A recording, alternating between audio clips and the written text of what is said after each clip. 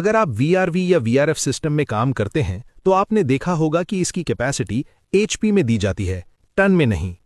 लेकिन practical field में हमें अक्सर एचपी को टन में और टन को वापस एचपी में कन्वर्ट करना पड़ता है। तो आज मैं आपको दोनों फॉर्मूलाज ही नहीं बल्कि उनके पीछे का पूरा लॉजिक भी समझाने वाला हूं, जिससे आपका कॉन्सेप्ट पूरी तरह क्लियर हो जाएगा। सबसे पहले एक बहुत इंपॉर्टेंट बात समझ लो, वीआरवी सिस्टम में जो एचपी लिखा होता है वो एक्चुअल मैकेनिकल हॉर्स पावर नहीं होता, बल्कि ये एक नॉमिनल कैपेसिटी इंडेक्स होता है जो मैन्युफैक्चरर डिफाइन करता है ताकि सिस्टम सिलेक्शन आसान हो सके।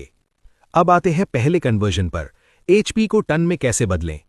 एचवीएसी इंडस्ट्री में एक स्टैंडर्ड अप्रॉक्सिमेशन यूज किया जाता है। 1 HP approximately equal to 0.8 ton. Ton बराबर होता है एचपी मल्टीप्लाइड बाय 0.8। अगर आपके पास 10 एचपी का वीआरवी सिस्टम है तो 10 मल्टीप्लाइड बाय 0.8 बराबर 8 टन, यानी उसका अप्रॉक्सिमेट कूलिंग कैपेसिटी 8 टन होगा। इस फॉर्मूला का यूज टेक्नीशियन फील्ड में क्विक एस्टिमेशन के लिए करता है। अब मान लो आपको टन पता है और आपको वापस एचपी निकालना है। यहीं पर आता है रिवर्स इंजीनियरिंग। हम जानते हैं कि टन बराबर होता है एचपी मल्टीप्लाइड बाय 0.8। अब अगर हमें एचपी निकालना है तो हमें इस इक्वेशन को उल्टा करना होगा। एचपी बराबर टन डिवाइडेड बाय 0.8, और जब हम 1 को 0.8 से डिवाइड करते हैं तो वैल्यू आती है 1.25।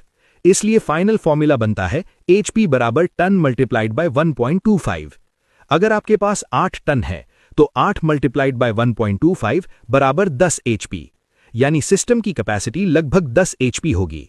अब यहां एक बहुत इंपॉर्टेंट टेक्निकल पॉइंट ध्यान रखना, वीआरवी सिस्टम्स जैसे डाइकिन और मित्सुबिशी इलेक्ट्रिक, इनमें एचपी और टन दोनों ही अप्रॉक्सिमेट रिप्रेजेंटेशंस हैं। एक्चुअल कूलिंग कैपेसिटी डिपेंड करती है indoor unit combination, diversity factor, ambient temperature, piping length और इंस्टॉलेशन कंडीशन पर। क्योंकि VRV system variable flow technology पर काम करता है जहां लोड के हिसाब से परफॉर्मेंस चेंज होती रहती है। तो एक लाइन में दोनों फॉर्मूलाज याद रखो, HP multiplied by 0.8 equals to ton और ton multiplied by 1.25 equals to HP. अगर आप इन दोनों कन्वर्जेंस को सही से समझ लेते हैं तो वीआरवी सिस्टम सिलेक्शन और फील्ड कैलकुलेशन दोनों आपके लिए बहुत आसान हो जाते हैं। ऐसे ही प्रोफेशनल एचवीएसी ट्रेनिंग के लिए चैनल को फॉलो जरूर करें।